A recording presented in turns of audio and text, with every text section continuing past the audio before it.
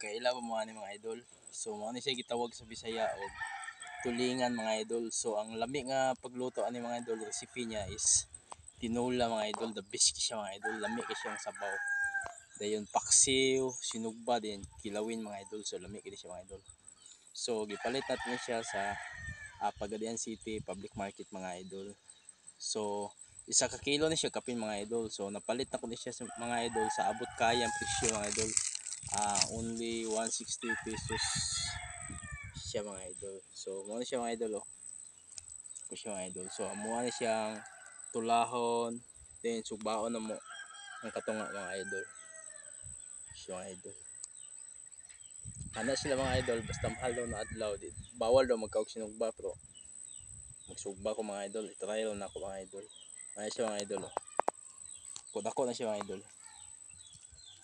Idol. Na siya bagis-bagis mga idol.